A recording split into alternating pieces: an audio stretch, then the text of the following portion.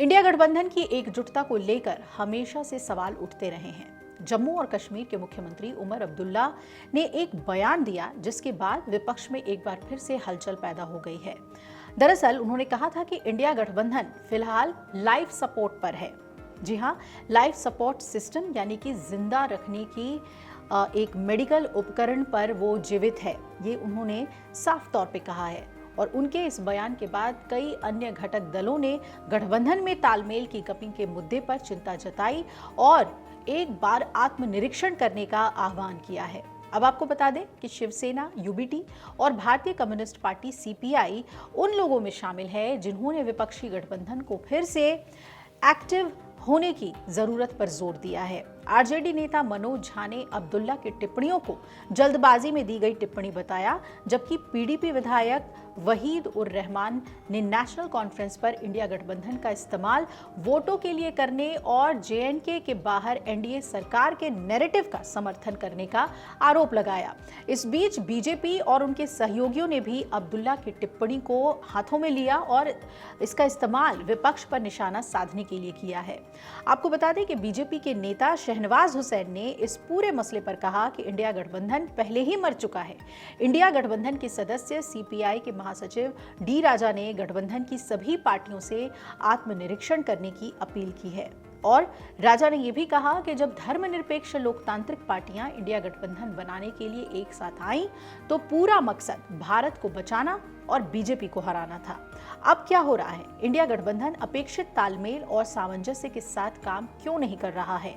उन्होंने ये भी कहा कि 2024 के लोकसभा चुनाव के बाद गठबंधन की कोई बैठक नहीं बुलाई गई है। राजा ने पीटीआई से बात करते हुए कहा कि अभी तक कांग्रेस प्रमुख मल्लिकार्जुन खड़गे इंडिया गठबंधन के अध्यक्ष हैं, लेकिन कई बैठकें नहीं बुलाई जा रही हैं और तालमेल की कमी दिख रही है। सीपीआई गठबंधन की सभी पार्टियों से आत्मनिरीक्षण करने की अपील है। हमें ये देखने की जरूरत है कि हम हरियाणा, महाराष्ट्र और बिहार जैसे चुनावों से क्या सबक सीख रहे हैं। हालांकि कांग्रेस ने अब तक अब्दुल्ला की टिप्पणियों पर कोई जवाबी टिप्पणी करने से परहेज किया है। शिवसेना यूबीटी नेता प्रियंका चतुर्वेदी ने बताया है कि लोकसभा चुनाव के बाद कोई बड़ी बैठक नहीं हुई। प्रियंका चतुर्वेदी ने यह भी कहा कि बिहार के चुनाव से पहले भी उद्धव ठाकरे ने कहा था कि एक बैठक जरूरी है, लेकिन लोकसभा चुनाव के बाद पूरे गठबंधन की कोई बड़ी बैठक नहीं हुई है। उन्होंने कहा कि तो चाहे बिहार हो या कश्मीर, ये चिंताएं अलग अलग जगहों से उठाई जा रही हैं।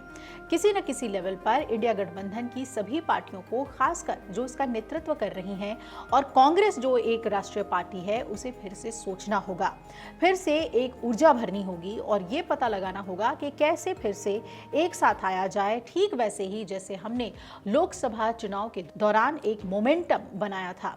प्रियंका चतुर्वेदी ने यह भी कहा कि सीट शेयरिंग और उम्मीदवारों को फाइनल करने में देरी, कॉमन एजेंडा की कमी, दोस्ताना मुकाबले जैसे मुद्दे उन फैक्टर्स में से हैं जिनकी वजह से महाराष्ट्र और बिहार जैसे राज्यों में गठबंधन को नुकसान हुआ।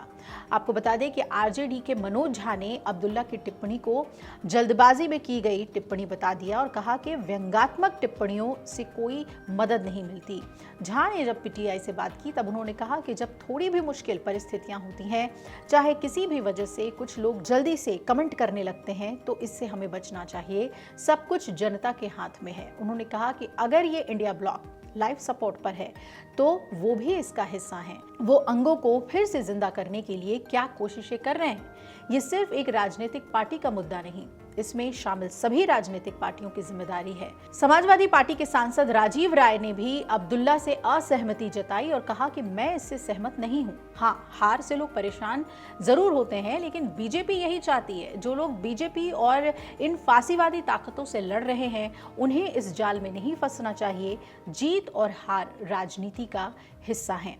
अब देखना है कि अब्दुल्ला के इस लाइफ सपोर्ट सिस्टम वाले बयान के बाद क्या इंडिया गठबंधन एक बार फिर से जागती है, और सबसे बड़ी बात, कांग्रेस जिसने इस पर कोई प्रतिक्रिया नहीं दी है, क्या वो कोई पहल करती है कि एक बैठक हो इंडिया गठबंधन की और एक बार फिर से बीजेपी के खिलाफ तमाम जो क्षेत्रीय पार्टियां हैं और राष्ट्रीय पार्टियां हैं, विपक्ष की पार्टियां हैं, वो लामबंद होती हैं या नहीं।